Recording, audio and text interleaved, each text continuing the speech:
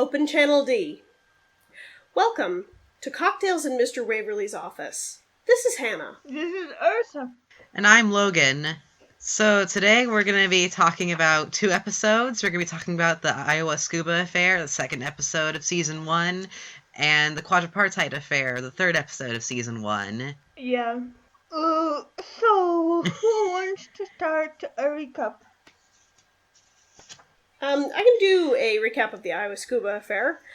So the first of the 2 episodes that we're going to be looking at, the Iowa Scuba Affair, is one of the episodes from Season 1 that really doesn't have Ilya in it at all. It's a Napoleon-only episode. So in this episode, Napoleon goes to investigate an air base that is hidden under a farm in Iowa, and he ends up getting involved with a local woman there, and the 2 of them investigate the possibility of an airplane that has been outfitted with a hydrogen bomb being sent from Iowa to somewhere in South America, where they are going to use this atom bomb to destabilize governments in that region. And the reason it is called the Iowa Scuba Affair is that the plane with the hydrogen bomb is partially being hidden beneath a lake near the farms and the airfield. So there's some subterranean action in this episode. There's some swimming, and there's grain entrapment. Grain. Is it in a lake? I thought, I saw them, didn't they go into a well? I guess it's, more of a well than a lake. It's a small body of water in an otherwise landlocked area. Yeah. So, what's interesting about this episode for me is that they started it with Napoleon killing a man who was pretty well humanized. Yeah, it's very surprising. Yeah, it was pretty risky. Yeah, and I was really distraught at first. I was like, why did he kill this guy? Of course, it's revealed later why, but I just was like, what? They take a really long time to get to the reveal for that, which is really interesting, because he kills this man, and then he shows up 5 minutes later and is like, "That's my dead brother," and is trying to convince some medical examiner that he is the long-lost brother of this dead man, and then the medical examiner uncovers the guy, and Napoleon then immediately changes his tune and is like, "Never mind, it's not my dead brother," and none of this is explained for many minutes. It's very interesting. It's a really disorienting opening. Extremely. Another thing that's notable about this episode is that it has the introduction where the characters say, "Hi, I'm Napoleon Solo," Yeah. and "Hi, I'm Ilya," and stuff. And it's actually kind of awkward, but kind of endearing, too. I find it very interesting that both Napoleon and Ilya in the opening, that they really only use for the first season, they say something along the lines of, "We're enforcement agents, and we go where we're told and do whatever we're told." Yeah. And there's this sort of, kowtowing to Waverly that is, I think, questioned to some extent as the series goes on, particularly in the last couple episodes of season 4. I mean, yeah, I definitely agree. And also as Ilya and Napoleon's relationship, not just romantic relationship, but just the bond between 2 people, as it grows, they start sacrificing sacrificing some of Uncle's goals for each other, and I think that's interesting. Yes. That definitely happens later. But in the early episodes, it was important to establish what Uncle was, because it's not quite clear from episodes themselves sometimes. At the same time, I think they established what Thrush was in every episode as well, because they explained it over and over again. And it was useful for early episodes. I think that this opening actually was used only in 7 episodes of 30 or 29, more accurately. Because afterwards it was already understood what Uncle was, but in the first 7 or 8 episodes they used this opening. And I think, it's a bit awkward, but it also shows pretty well what Uncle is saying. Yeah, I agree. I think for the early part of the series, it makes sense that they're using that. Mm-hmm. Something also that I think is kind of notable is that we talked in the last episode about how even when Napoleon Solo is undercover, he's still called Yeah. Napoleon But Solo. he isn't in this episode! This is actually... He isn't! Yeah, he's Mr. Blendman. Like, he's not Napoleon Solo. And I think that because we have that intro that establishes him as Napoleon Solo, even, like, first-time viewers won't be confused and think, like, oh, he's Mr. Blendman. Agreed. I specifically wrote that down. I was like, hey, Napoleon actually has a different name in this episode. I'm so proud of him. Being a real spy. Oh, Napoleon's being a real spy. He's a big boy. There's actually a lot of spy work in this episode, which sounds like, of course, there would be spy work in a spy show, but a lot of episodes of Man from U.N.C.L.E. have very little spy work in them. And there's a whole thing where Waverly and Napoleon sit down and, like, they go over all of the data and they kind of point to, okay, so here on the map is where we see this, like, grain silo, and here on the map is where we see this shaded area is where we think the airfield is, and blah, blah, blah, blah. And they go through and they actually do some kind of, like, detective legwork together, which is really interesting because, again, once Ilya is there, we don't really see Waverly taking that particular role anymore. I mean, it's also pretty heavy in exposition, and maybe it's not the most interesting thing to see on a spy show. Yeah. And I think that also something that I noticed that is between both the Iowa Scuba Affair and the Quadripartite Affair, and this is my first time seeing these episodes, I noticed that in that room where Napoleon was talking with Mr. Waverly and they were outlining everything that would happen during this mission, there was an assistant named Heather, and I saw her in both of these episodes, and I don't really recall like recurring characters outside of Ilya, Napoleon, Waverly, and I just forgot the name of the assistant in the fourth season. I'm so sorry. Miss Rogers, yes. There isn't really much of that outside of that, so I found that interesting as well. Maybe after Heather quit, Waverly just couldn't find another person who fulfilled her functions adequately enough until Ms. Rogers. Oh. Yeah, perhaps. But at the same time, in this episode, Waverly doesn't even know who she is, so it's interesting this way. Oh yeah, there's this exchange between Waverly and Napoleon where Waverly is like, oh, is that one of the new girls? And Napoleon is like, no, she's worked here for a year. Wow. Wow, Waverly, you're so old and oblivious.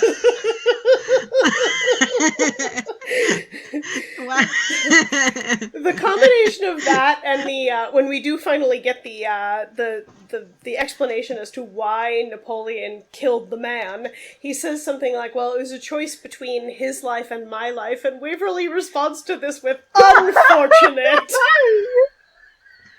Oh. And Napoleon looks at him for a second like, what the hell? Like, and then Waverly explains that the unfortunate part is that he recognized him, not that the unfortunate part is that Napoleon didn't die. And then it's like, you have a very regular face, and it's like a burn after a burn.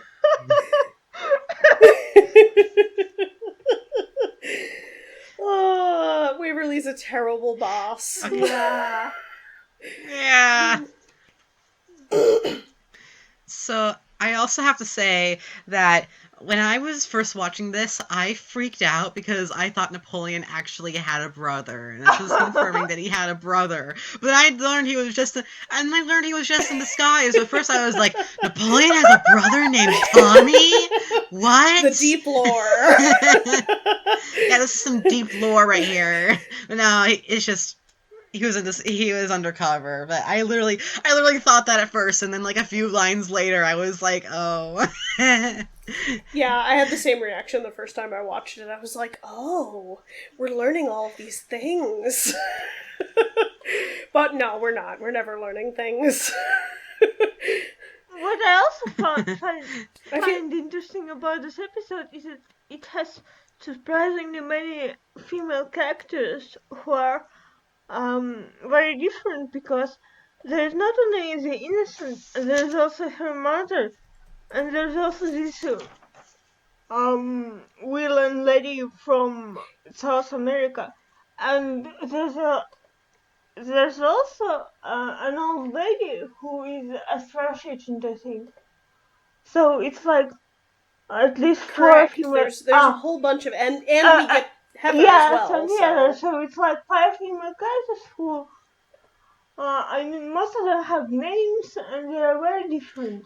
It's pretty good, I think. Yeah, I would agree with that. In addition, in one scene, Napoleon actually gives a pistol to Jill, and then she actually shoots for a little bit. So I found that pretty cool too. Jill's the innocent, by the way, if you haven't seen the episode. Yeah, his relationship with Jill is really interesting because I feel like the two of them actually have like fairly serious chemistry, and oftentimes it feels more like Napoleon he's flirting with them, but in the way that like is expected of him for his job in a way, whereas like the way he's flirting with Jill is like, oh, I actually really like this girl. Yeah, I noticed that too. And it's interesting because the two of them have a conversation at one point when she has left, and then she comes back to try to help him, and he's like, why are you back? And her response is, well, I'm back because I wanted to try to help you. And he turns and looks at her and says, you could have been killed. And then he pauses and then he says, but you knew that, didn't you? And her response is something like, I wasn't even thinking about it. And it's like he sees something in her that's like, she has the kind of toughness, I think, that like an agent would have. Yeah. I mean, she's very brave and she's also resourceful, so she's a good helper for him in this episode. Yeah. Yeah, no, I like her, and I like the way their relationship is done. Like, there's a really cute scene near the end where he, like, picks her up and says, like, I'm the guy what brung her, and, like, just, like, nuzzles her face, and it's super, like, domestic. Yeah. Oh, yeah, and then at the very end of the episode, when Napoleon is leaving Jill's house, like, Jill gives Napoleon the cutest little wave. Yes, and I'm it's like, really cute. I actually, like, when I first started watching the series, I didn't know that, like, none of the characters ever come back. And so I was really expecting her to, like, take him up on that offer to go to New York. Yeah. Oh, that would have been really nice. Like, you know, I would have loved it if, like, one of the innocents from an old episode, like, came back once. That would have been so cool. I'll explain that Napoleon promises her to take her to New York and, like, show her the city and everything. I think he did it, but, like, off screen. I mean, I get that they have a very good chemistry, but also, at the same time, it's almost like brotherly, because he like very caring about her, and it's very sweet for me. Yeah, she does read as a little young. Yeah. Like, I do feel like there does seem like there might be... I mean, how old was Robert Vaughn when this episode aired? About 30. So, I mean, he's not... he just has that dad look. Yeah. Like, he's not actually as old as I think that he reads. But I don't know how old the actress would have been. Robert Vaughn was about 32. Are you doing some... I hear you typing. Are you Googling it? I am indeed. No. Also, this mic is too powerful. Unfortunately, I'm not remembering the actress's name, so I'm having to go through, like, Iowa Scuba. Yeah.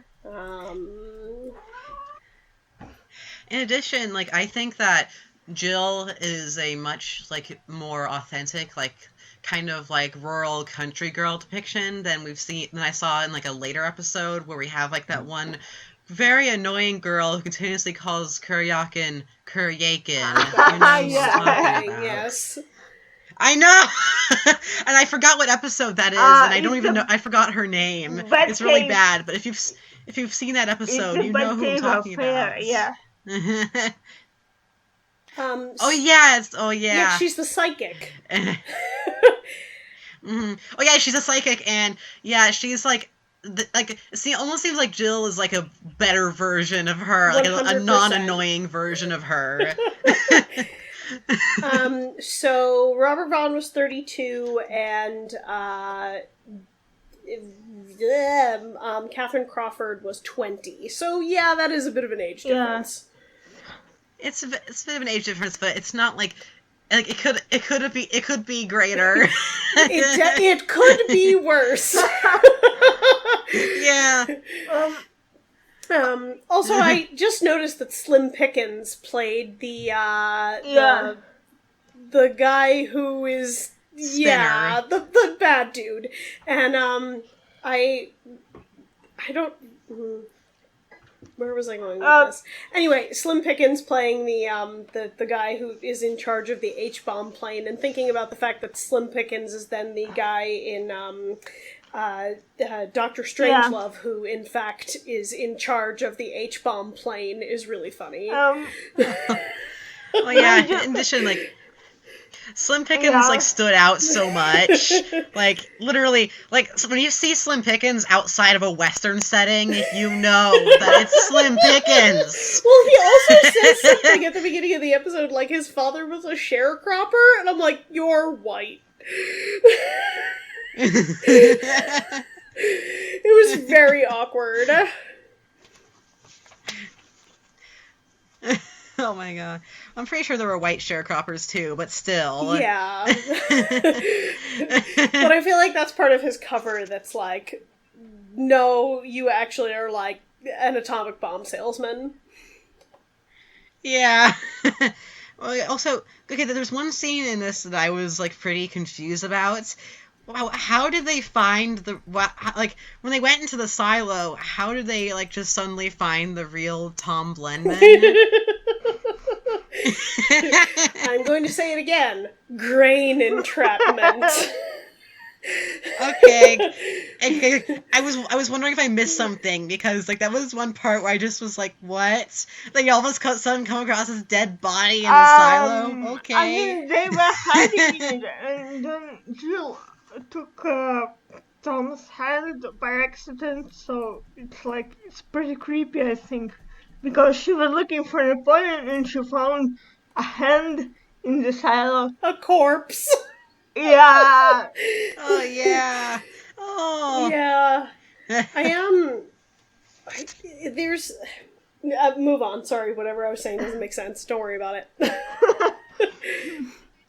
So something I found interesting was that when, you know that one scene with, like, the gas coming from the shower head that, chokes Napoleon? Yes! Something that I found interesting about that scene is that they don't ever, like, fully show the toilet in the frame, which I know is just, like, they had a weird taboo against toilets in television and movies back then. It was a Hays Code thing. And yeah, I'm pretty sure it was.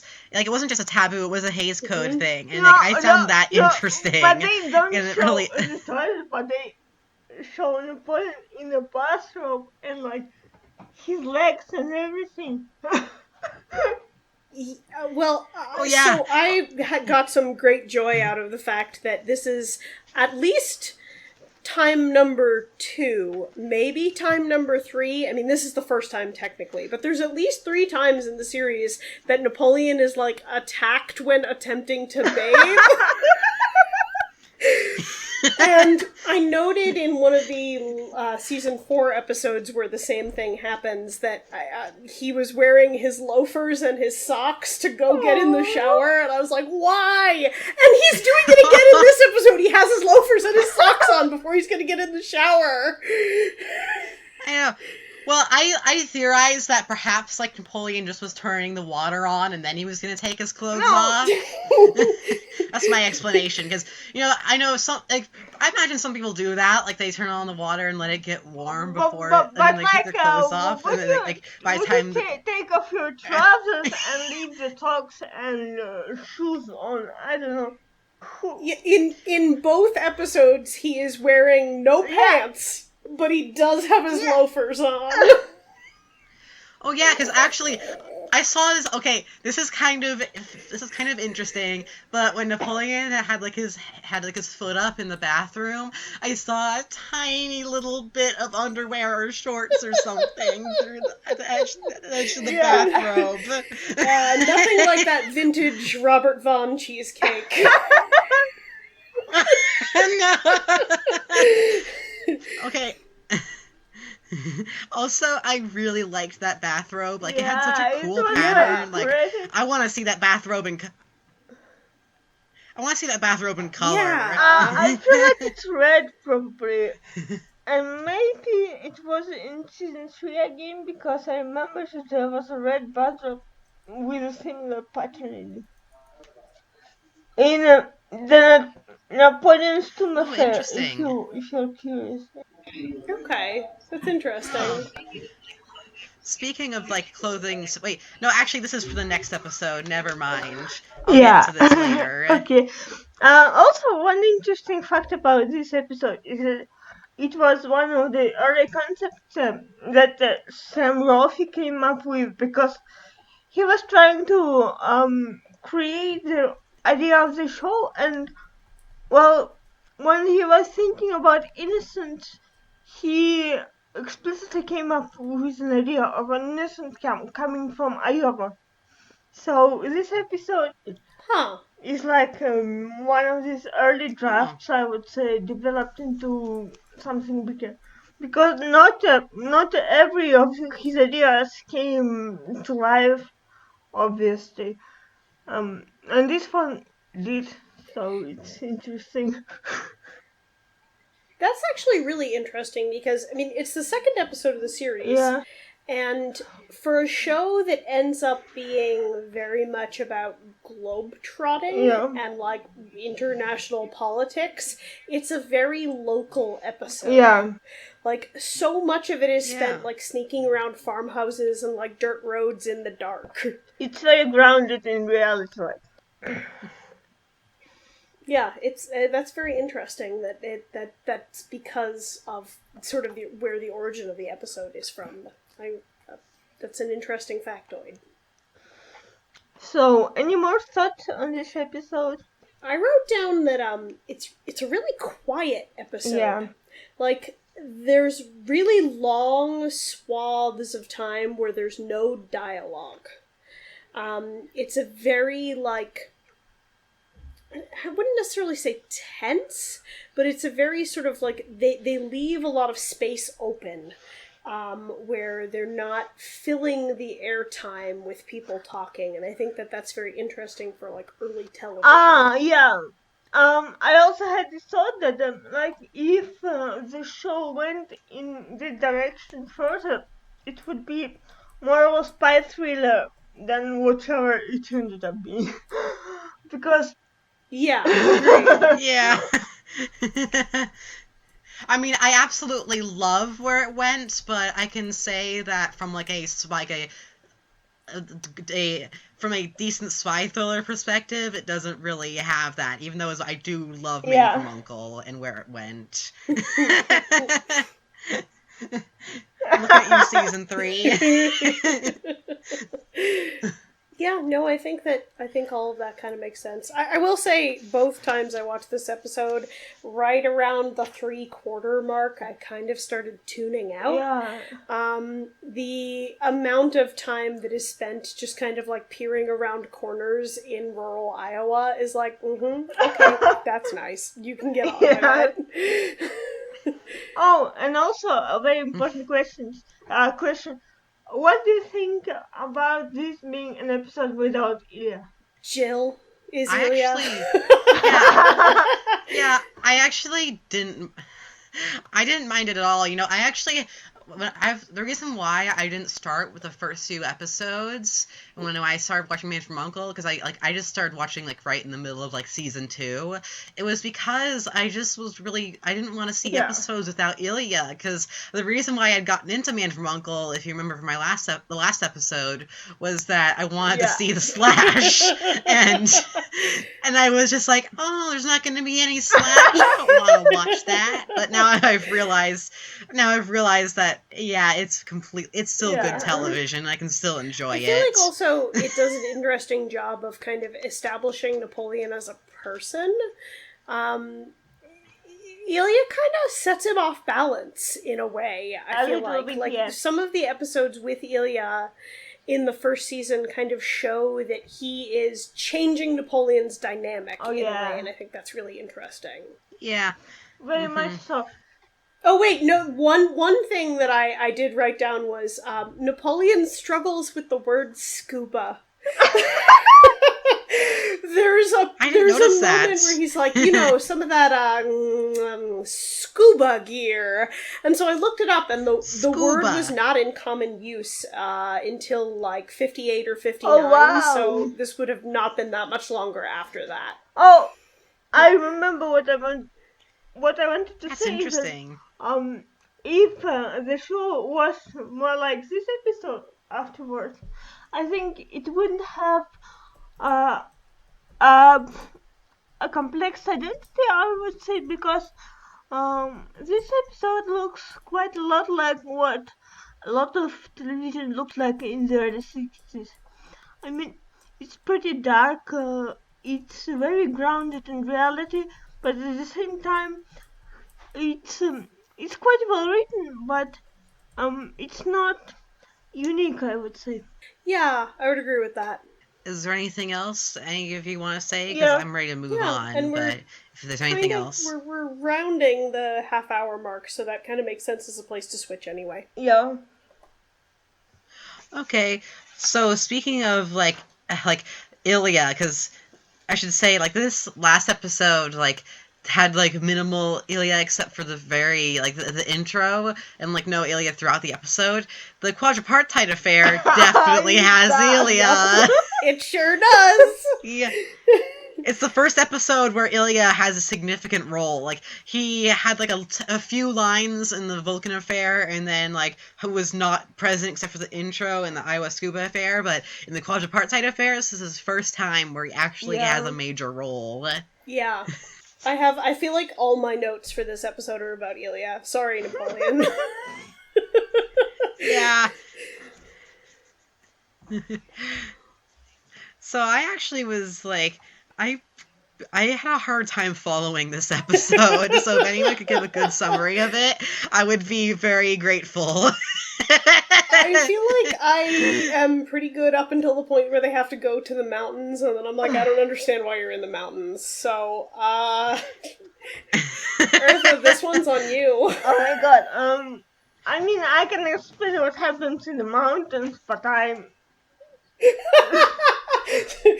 So, okay, we'll split it up. I'll do the first part before the mountains, and then I'm passing it over to you. So, the episode starts with, this guy dying, and the way he died was very strange because he seems to have had like an extremely strong panic or fear response. And Ilya and Napoleon go to investigate this. They go talk to his daughter. And through some very awkward expository dialogue, they discover that actually once the daughter took a picture of a suspicious boat, and the suspicious boat is probably the headquarters of where the thrush agents who are manufacturing essentially like Scarecrow's fear toxin are doing their dirty deeds, and so they end up investigating this boat and going to a party on the boat to try to flush out the thrush agents, and then they end up with a man named Horth in the mountains, and that's kind of where I get lost. Yeah, true. I don't understand the Horth's point is. I don't understand Horth's point either. in the mountains there's actually this plant where they produce this gas. So they have to find it, and in order to find it, they get in touch with Horse because he's a local guy who is also a friend of Marianne's and who knew her father. So he's the closest person on the ground who knows what's happening, I would say. And Horse helps them to find where the plant is, and they destroy it afterward. So Okay, that's fair. Okay, yeah, that makes sense. Thank you. You've helped me so much. I've seen this episode twice. I've seen this episode more than twice.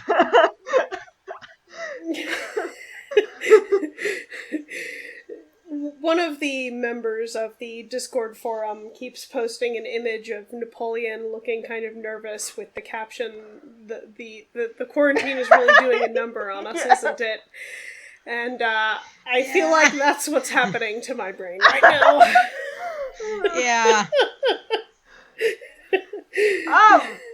So, Hannah, I want to ask you a question. Remember, Sure. you tested for corona last week. I assumed it was negative, right? Yes. Yeah, no, I tested negative for coronavirus, which means I just have a mystery respiratory illness. The doctor who I talked to on the phone, when I said, well, what might be wrong with me then, his response was, I kid you not, you might just have the regular ass flu.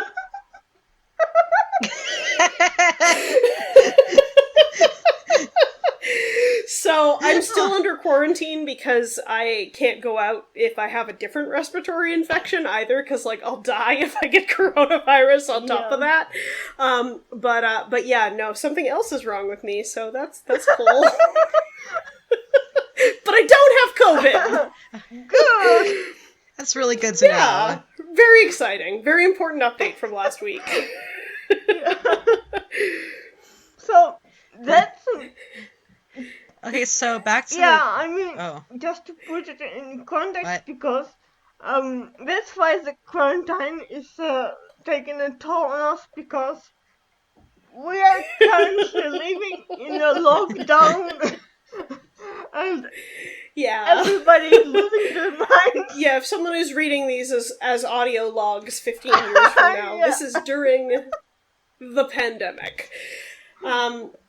So with the Quadripartite Affair,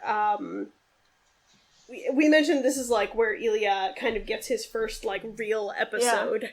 And it's really interesting because there's a bunch of stuff that happens in this episode that I feel like they're kind of clearing their throats in terms of not really knowing what to do with him yet. Like, one of the notes that I wrote down was, this is Ilya before he's given up on faking social niceties. No, but not completely, because he's still like, I'm just a piece of furniture, or... Yes! Oh. Throughout the episode, he keeps being like, just think of me as the wall, or a piece of furniture. Or a rock. There's a line near the end where the innocent in this episode says something like, just for once, couldn't you pretend you're a human being? And I had very strong Spock feelings. Oh. Oh. In addition, so I also think that this episode is nudging us to associate jazz with Ilya. Yeah. Yes. Because when Ilya is in Marion's house and Marion puts on a record, it's jazz, and then Ilya just is chilling out with some jazz. And I'm just I think they're trying to implant the idea that Ilya is into jazz into our minds. Agreed. because he's a total hipster at first. Yeah. Like, she says, oh, I could put on some music, and his response is something like, oh, you probably don't have anything I would like. Yeah. But then he ends up being, like, totally chill with her music, so it turns out that actually they have the same tastes. Yeah. So now I think there's one event in particular having to do with Ilya that we are all thinking about, but no one's brought up yet. And this is when the gas that we talked about, and like in the summary, when Ilya gets affected by because there's like a fear gas in the episode that makes you like really scared and panicky and stuff. So Ilya gets left to guard Marion when Napoleon goes back to the headquarters, and when he's left with her, there comes some men with the delivery of chocolates, and Ilya inspects them quite thoroughly, but still, they are laced with this gas, and later it activates, and Ilya gets this. He gets affected with this gas, and it's very interesting for it to happen in the first episode. We actually see Ilya in action because it does funny things with the perception of his character, I would say. Yeah, like we haven't already established like who he is yet, so it's kind of weird to have like him be affected by something like this in the first episode where he has a major role. Yeah.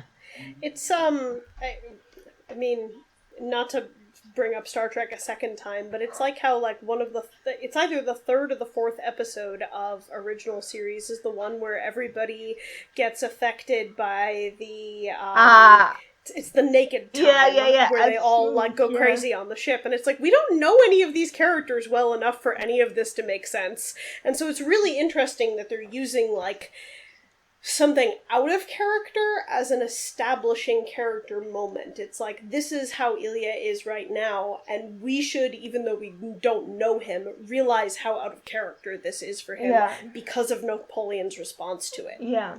In addition, something that I found interesting about the cinematography of this episode was right before we see Ilya getting all panicky and whimpering and just being scared of everything.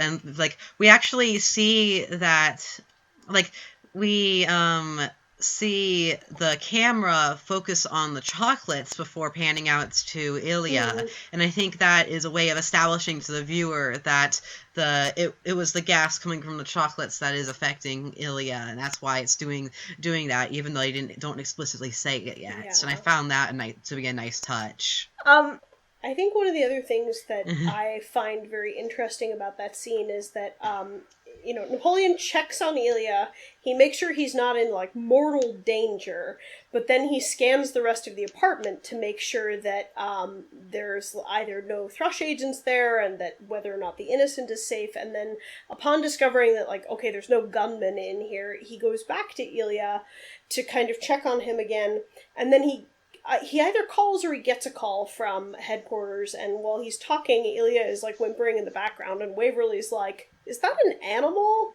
And Napoleon doesn't say anything about what's going on with Ilya, which I found fascinating. Like, it seems like that would be the kind of thing that you would need to report to your superior officer, but it's like, it seems very much like he's taking the time to, like, get Ilya calmed down before he brings him to Waverly, like, in that vulnerable state. There's so much place for politics.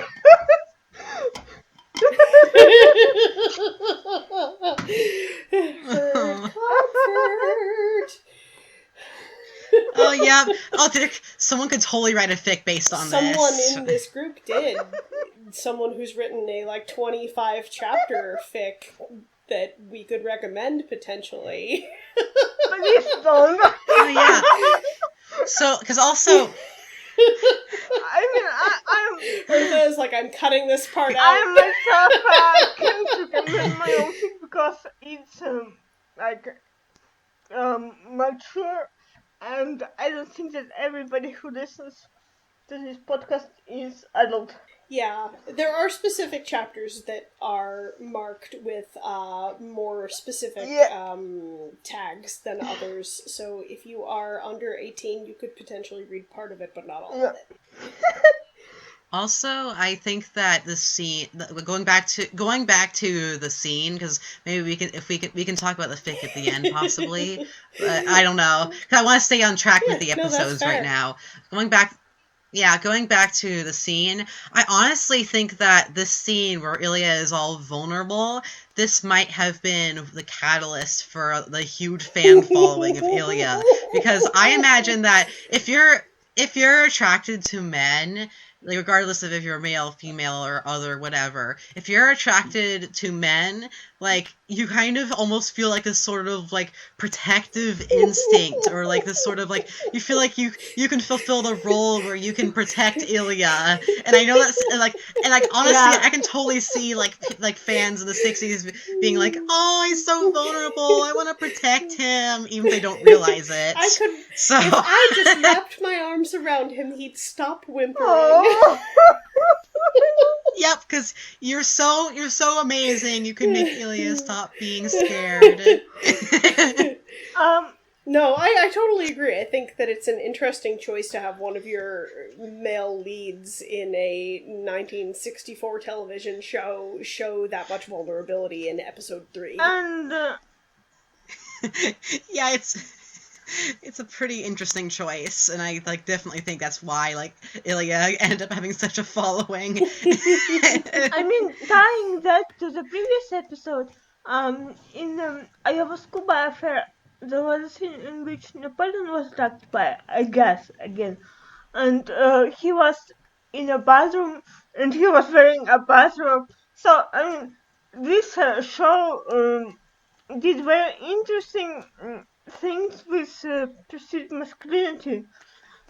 It tried to deconstruct it, I would say, because we get this moment of men being vulnerable in the first 3 episodes, and I think it's pretty interesting because it doesn't happen even now very often, because male heroes, they often have to stay looking like macho, and in this show we don't get it from the very start. Yeah, there's not really much in the way of toxic masculinity going on in the first couple episodes of U.N.C.L.E. Yeah, not in the rest of the show as well, I would say, because this show is not very toxic in its masculinity, I would say.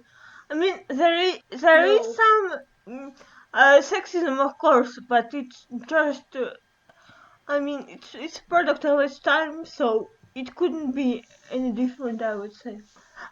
Yeah, I would agree. And I guess we could talk about Marion and the villains of this episode, because they're both very interesting. Yeah. So, one of the biggest facts about Marion is that she was played by Jill Ireland, who was at the time a wife of David McCallum. And had they already married at this point? Yes, they were married back in the UK, and they came to the USA together. Okay. Yeah, so they married in 1959. Yeah. And so they were married on set at the time that this was filmed. Yeah. They later had a divorce, I think, in 1966. So it's one of these funny things where you get to see them when they were still together. And afterwards it changes, so... Yeah, she shows up in... Is it the Five Daughters Affair? That she shows up in, and they are already divorced at that point? Yeah, Jill Ireland was in 4 episodes of The Man from U.N.C.L.E. 2 in season 1 in season 2, and 1 in season 3. And in season 3 they were already divorced. Okay, so during Five Daughters Affair, there's like weird tension between them in that episode. It's really awkward. I mean, they don't even share a single scene in this episode, though. I mean, in Five Daughters Affair. They're just like... They don't? No, they don't. Maybe I'm thinking of something else. I'm putting other stuff together. Yeah. But it's interesting because they actually do seem very fond of one another in this episode in Quadripartite, which is interesting again because mostly Ilya only ever ends up paired up with women in the episodes if there's one specific writer who really loves giving Ilya an opportunity to assert his heterosexuality. Oh yeah. And it's one of these episodes. So. Yeah, actually, I will try to figure out the name of the writer who's really big into Ilya. There's an episode where Ilya actually kisses a woman. I think. His name was Alan. I can't. Kailu. I don't know. How do you pronounce this? Send it to us via text. Okay. I actually didn't even realize that Jill Ireland was McCallum's wife. Like, I knew that, but I just didn't register it in the context of this episode, so I think I'll need to rewatch this episode and look for that again. Yeah, he's very sort of like in the scene where they Alan Caillou. Yes. He really likes making Ilya get with the ladies, which is pretty out of character. Yeah. I am a full believer in gay Ilya, and Alan Caillou just wasn't in on it. Alan Caillou are all the compulsory heterosexuality episodes. Alan Caillou was actually a spy. He was a British spy, so it's also an interesting thing. Because he kind of had a real life experience in order to write his plots. But I don't think it really shows because I don't think that his episodes were like more interesting or detailed than others. So it's fine. Yeah, I would agree with that. So I think that an interesting scene involving Marion within this episode is when they're about to go on their adventure with Horth and stuff. Marion says, "Don't let my sex mislead you, Mr. Solo." And then Napoleon responds, "I'm trying very hard not to." And I found that very interesting. Napoleon is like, "I can tell you like Ilya better than me, but I still am gonna hit on you a little bit." I mean, that's really funny. It's also very funny because Napoleon looks at them both in the same way. Yeah. There's a moment when they first meet Horth, and every time I typed Horth when I was taking notes on this, I was like, is that his name? Is his name Horth? Yes, his name is Horth.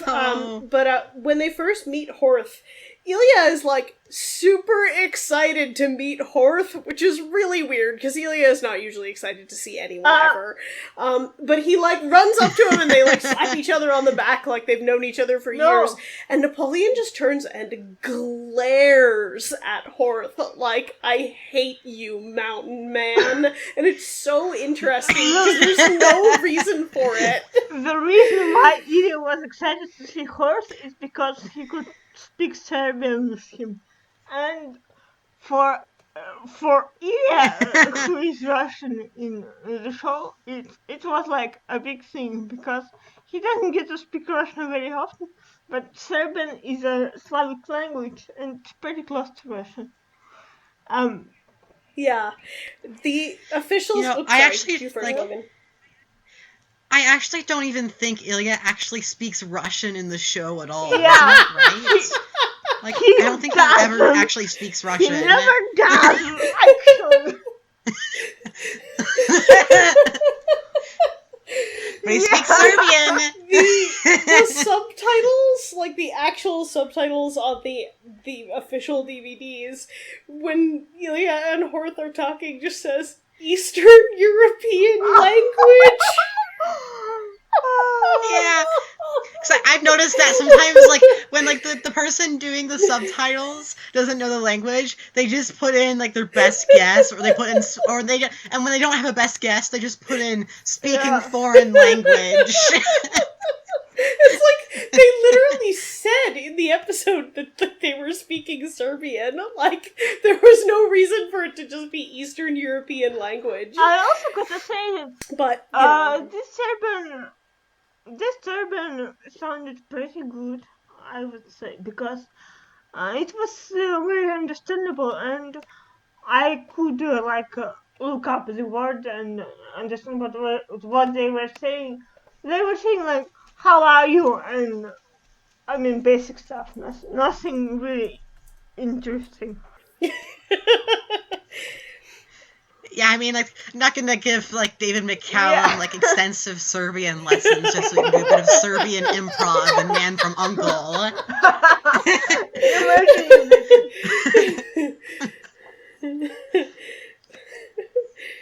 U.N.C.L.E. One of the other things that I thought was really interesting in terms of establishing Ilya's character in this episode was actually at the very end, when he is talking to I keep losing her name. Not Jill Ireland.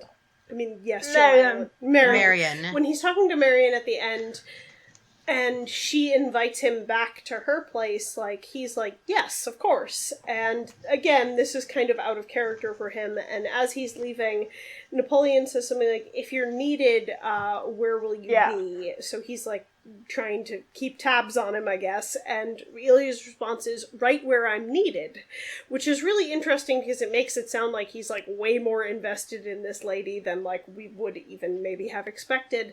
But then Napoleon has a conversation with Waverly, like, a minute later, where Waverly reveals that he told Ilya to go with Marion and, like, check in on her and make sure she was okay. So it's like, he literally is needed there. He has been asked to do his duty as an agent. It's very interesting. Yeah. It's also funny because they never, I mean, it doesn't happen very often that they check up on the innocents after the episode. And in this case, they did it because, like, Marion was needing, psychological aid or something like that. I mean, the fear gas was obviously pretty severe, I would say. Yeah, I feel like they do kind of a better check-in both with Jill in the previous episode and Marion in this episode than they do later on. Of like, there's more due diligence being done at this point, whereas later on it's kind of like, you'll be alright, yeah, bye. Oh my god! Especially we're in done, season bye. 4. It's like, in season 4, it's like, yes, we have all suffered major psychological traumas. Let's not talk about ever again.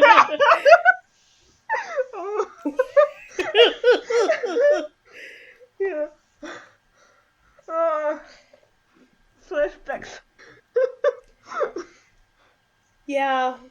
I feel like the fact that they do actually kind of check in the first couple episodes almost makes it worse that later on they don't, like, bother at all, because it's like, oh, you do know these people are going to have post-traumatic stress disorder, you just don't care. Oh, oh yeah, true.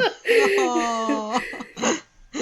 God, imagine how much post-traumatic stress disorder Uncle is responsible for with all of these innocents. Oh my god! That's where all of Uncle's budget is going. And I'm sure that all of the 1960s mental health care that they were getting for these people was really helpful too. When, like, definitely no one was just prescribed Valium. Yeah.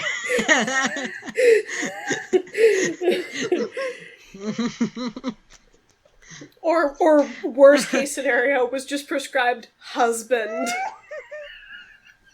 You know what your problem is? You should just get married. Yeah. Oh, you're having a bit of hysteria. Go get married. You'll feel better. Oh my god.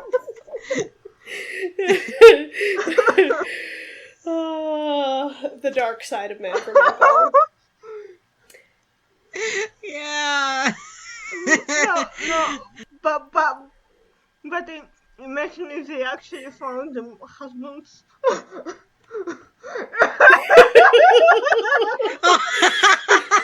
Uncle assigned husband. or imagine if they sent the agents to like have sex with.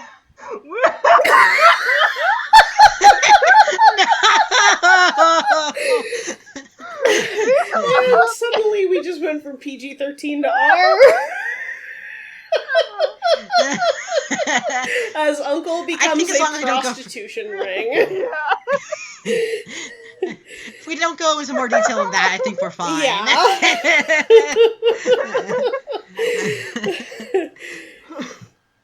Oh boy. I mean, in season 2, there were definitely... That's the real reason Waverly keeps Napoleon around, is just because women think he's cute. Yeah. That's why he's the top agent in New York. He always gets a 10 on the "how cute was your agent today" scale.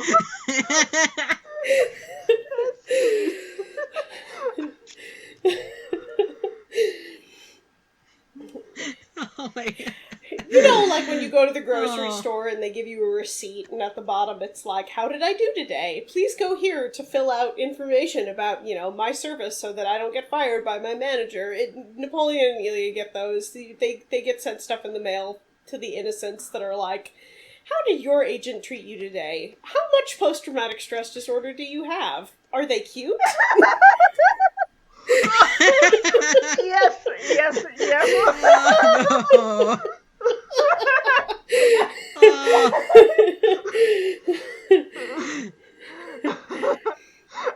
Oh boy. Amazing. Yeah, so we also should probably talk about the villains in this episode, because there were like 4 of them. Oh yeah. And there's the whole boat thing. Yeah. Oh god. Okay, so when I was watching the boat scene, all I could think about was Robert Vaughn's hydrophobia. Yeah. Yep, I was wondering if this is when they found out. If doing this episode was when they were like, "Oh, our leading man is terrified of water." Yeah, because there was one scene where they get off the yacht where Napoleon and Marion, they jump on the front of a motorboat, and if you have hydrophobia, that would be absolutely terrible. I wouldn't even want to do that, and I don't have any fear of water in that way. Yeah. But that would just be horrible. Yeah. Knowing that later on they purposefully did that to him is so terrible. Yeah. But I do actually legitimately wonder if this episode is where they found that out. They're like, "Alright, we're gonna do the next chase sequence on a boat," and he was like, "Oh." Yeah, it is pretty bad, because afterwards episodes like the Neptune Affair, I think, and even the Gioco Piano is also these are the episodes early in season 1 where the boy has to swim and do all the things that are related to water. But what I want to say about this episode is that the whole boat sequence, what I actually was thinking during watching it is Napoleon looked very cool. Yeah. Yeah. I would agree with that. I feel like despite whatever concerns he had or may have had, he did a pretty good job of acting through it. Yeah, he really did.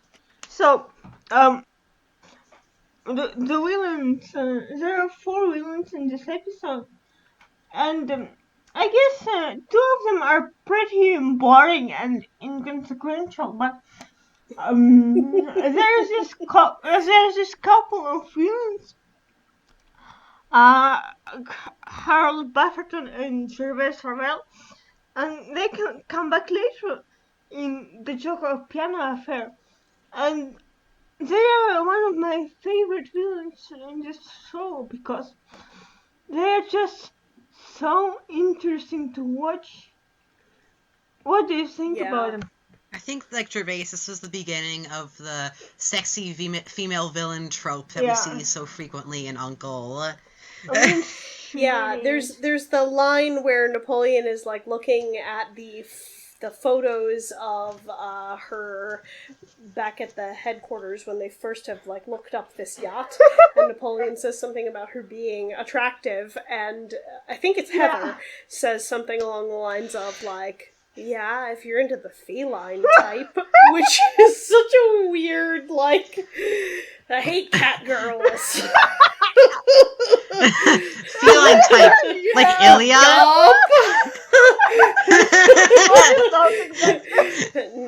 Because Napoleon has a type to do. Yeah, he just likes cats. If Napoleon were alive in 2020, he would be an anime nerd and he would draw everybody with cat ears. Oh, yeah. Yeah. Like, he would, oh my god, like 2020 Napoleon, he would totally play like cheesy visual novels with Catgirls in them.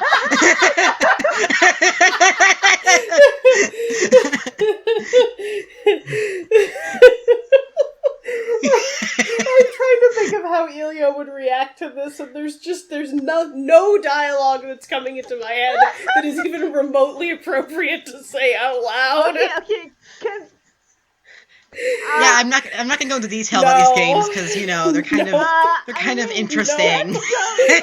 Fine, but with a Mark Cat voice. Oh, cat boys. Napoleon's an equal opportunity cat person lover, clearly. Didn't like Jackie Madden do like a sexy Ilya art of him in like this black like leather jumpsuit that's like with like a cat tail? I have not seen that. Okay, I need to show it to you sometime. Is this something that our viewers should not look up, or? Yeah, don't look it up anymore. Don't look it. Okay, well, actually, there's no nudity, but it's suggested. This is a little like don't go watch Listomania. Yeah, exactly. Yeah. It's not illegal, but it's a bad idea.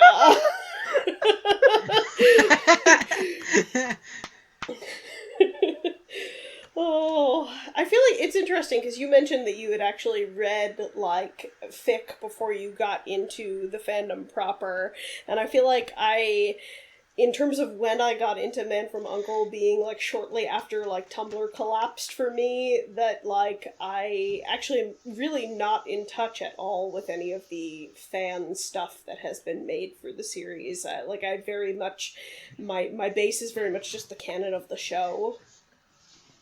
Yeah, it's a bit similar to me because I don't read fanfiction, but at the same time, I'm in the fandom on Tumblr for 5 years already, and I had seen so many arts. Yeah, I'm kind of out of the loop when it comes to that. So, I actually think recommend. about like when I read fan fiction, I recommend looking at the art on Tumblr because there are many very interesting things. Yeah, go on now. Yeah, definitely. It's interesting seeing different people's interpretations of these things. Yeah. Well, Logan, you can continue what you were saying. Okay, cool. So I actually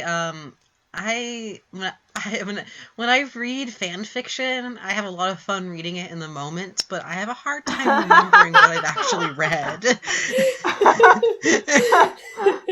Like, I remember art a lot better. That's why I remember like lots of Jackie Medon's art, but like I always forget which fan fiction I've actually read. That's really interesting. I feel like I can remember things about fan fiction I've read, but I never remember like who wrote them, which is a problem for ever being able to like find them again. Because with art, there's like an art style, and you can see a picture and remember who drew it. And with fics, it's more difficult, I would say. I feel like unless you're a fairly accomplished writer, as a fanfic author, you probably do not necessarily have a distinct enough writing style to be able to be like, oh yeah, I know who I was reading that from. And I think a lot of people also adjust their writing to whatever the series they're writing from is, and so it's like even if they would have a signature, they don't during fanfic. Yeah, I honestly think that like writing or creating media to fit the feel of an existing form of media is a skill in itself, and I think that fanfiction's really good at developing that. Yeah, being able to mimic other people's dialogue. Like making Napoleon sound like Napoleon and not like a cardboard cutout with Napoleon's face pasted on it. It's difficult. Like when I read Sherlock Holmes fan fiction, like I'm not talking about BBC Sherlock, I mean like Arthur Conan Doyle, like Sherlock Holmes fan fiction. Most Sherlock Holmes fan fiction is written in like a Victorian like style of writing, like how Arthur Conan Doyle would write. And I think that's actually a pretty like I would have a really hard time writing like that. So people who can do that, I have so much respect for them. I find that I can't ever write any kind of fic for something I've only seen subtitled. It's like, if I can't hear their voices in my head, then I can't write them. It's like I literally have to be able to, like, hear their words. Yes, I would agree with it, because you have to, like, see their faces and hear their voices, and also you have to do a lot of research. It's very difficult. Yeah. It's interesting. Fanfiction, I mean, writing fanfiction could in and of itself be an entire podcast just talking about, like, the art of writing other people's people. So I have a bit of trivia about the Quadripartite Affair. So I have two pieces of trivia that I noticed. One of them I already talked about in the chat, but in one scene, the Quadripartite Affair, when Napoleon is with Horth in the mountains, he's wearing the exact same jacket as he's wearing on the cover of the Rainbow Affair. For those of you who may not remember, The Rainbow Affair is the novel we discussed last week that has literally every detective of all time in it. Yeah, and on the cover, like, Napoleon's wearing that navy blue windbreaker. Well, I looked at the zipper, like, design, and it's the exact same, like, the jacket's the exact same in everything in the Quadripartite Affair, so I realized, they, like, I wonder if, like, they have, like, a certain, like, wardrobe for the characters they pick them. Well, I'm sure they do, but I found that interesting. And then also, second bit of trivia, I noticed that the alarm sound used in the Quadripartite Affair, even though it takes place in friggin' Yugoslavia, is the exact same alarm noise used in the Iowa Scuba Affair, like, secret base in Iowa. Logan, the fact that you noted that is unbelievable, because one of the things I wrote down was, God, it's the same alarm from the Iowa Scuba Affair, and it... All Crush bases use the same alarm system. Manufactured in-house by probably someone whose name is like Dr. Alarm. Yeah.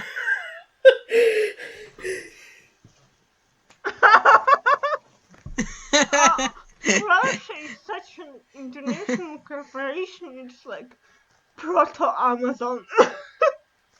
I think it's an interesting pair of episodes. Like, I feel like watching them... I think I watched them together when I watched them the first time around as well, and now watching them together this time.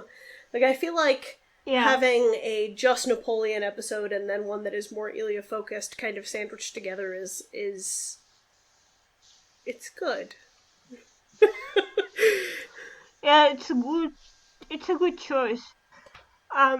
I mean, when I started watching the show, as I said, I watched episode 1, and then only 3 months later I watched episode 2, and then I watched episode 3 as well. And that's how I got hooked on the show, because if I only watched the first 2 episodes and nothing else, I probably wouldn't start. Yeah, it's a little bit of a slow burn. I feel like knowing that it goes through a lot of kind of tonal changes is ahead of time, I think is really helpful getting into U.N.C.L.E. Like, I feel like if I were watching this on TV in 1964 through 67, I would have been like, what's happening to this show?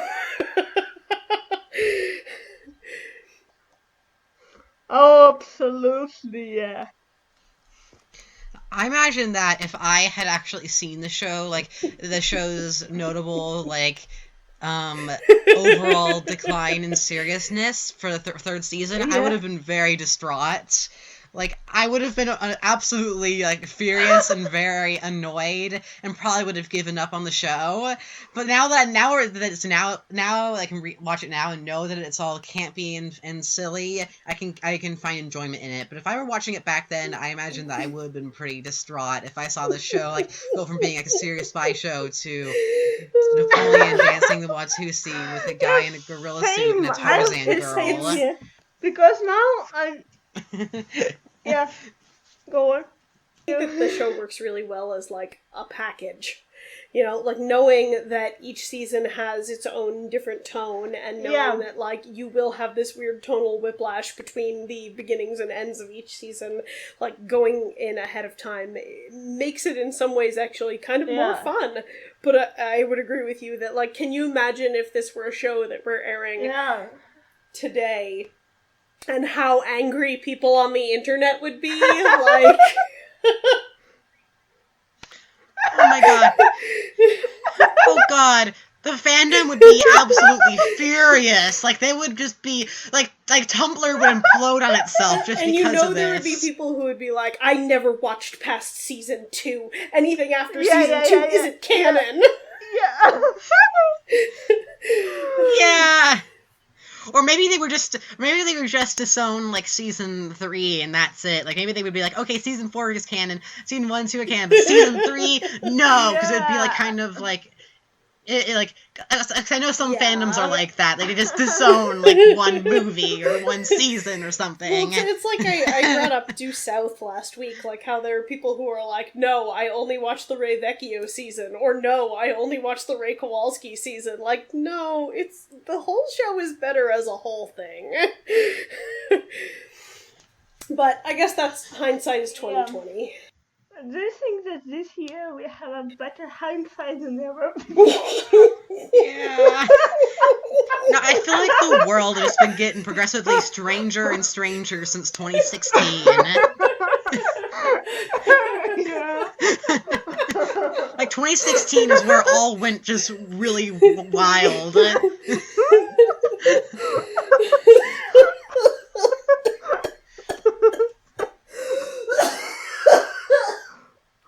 Hey, that's my not coronavirus.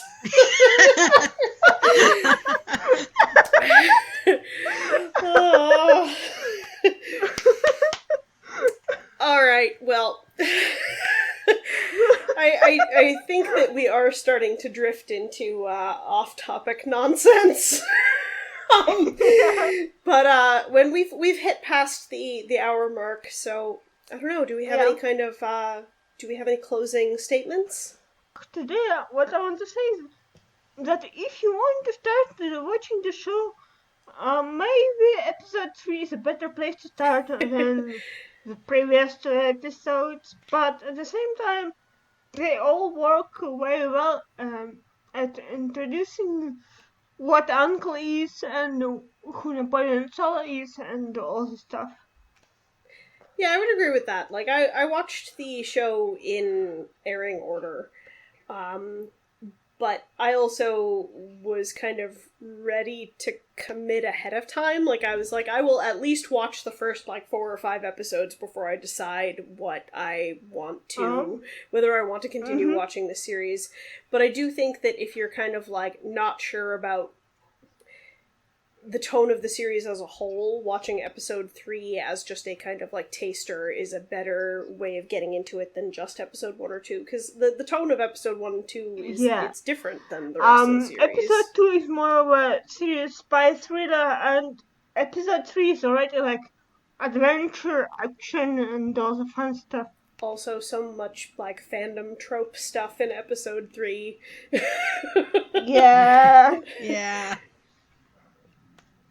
And I feel like that is actually a hallmark of the show. Particularly if you're someone who either has less experience with older fandoms, or your experience with older fandoms is Star Trek or something like that, I feel like knowing that, a lot of that fanish stuff is actually in this series is probably going to be more of a draw than I definitely think this show is much more fun if you watch it with fandom in mind.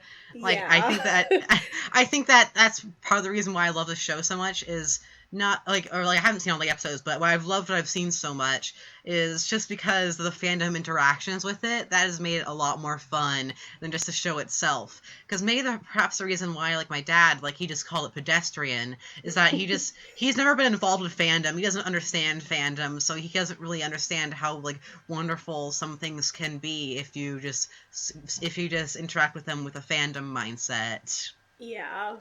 Yeah, there's a lot left unspoken in U.N.C.L.E. You mentioned early on when we were talking about iOS Scuba, the idea that, wait, are we learning that Napoleon has a brother? No, of course we're not. We never learn anything about Napoleon's background. And I think that that could be very frustrating from a certain perspective, but it's also very liberating from you can make all sorts of all your headcanons. You can have this show is just you can make so many headcanons based on the show. Yeah, absolutely. Yeah. No, but I also want to say that even if there wasn't a fandom, I would still enjoy the show because it's fun. It has very interesting characters, and especially starting with episode 3, I would say it really. I mean, it's so much fun to watch. Agreed. All right. So then, what's the next episode? It's the Shark Affair. So I just want to say one more thing. If you recall from last episode, we talked about that we were going to talk. We talked about that we were going to talk about. That's confusing, but we were going to talk about about Gene Roddenberry's philosophy and its relation to the Man from U.N.C.L.E. And I know we didn't talk about that this episode, but we're going to talk about it next episode, right?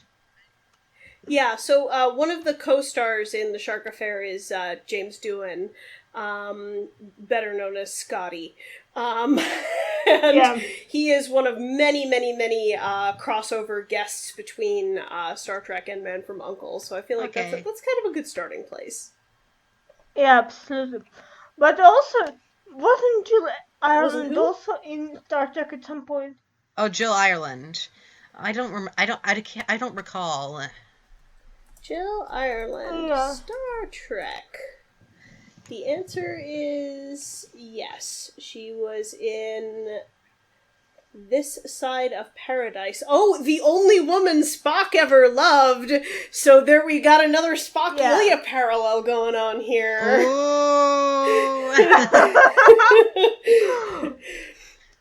And on that note, next time we'll talk about the deadly jealousy between Ilya and Spock as they fight over Jill Ireland.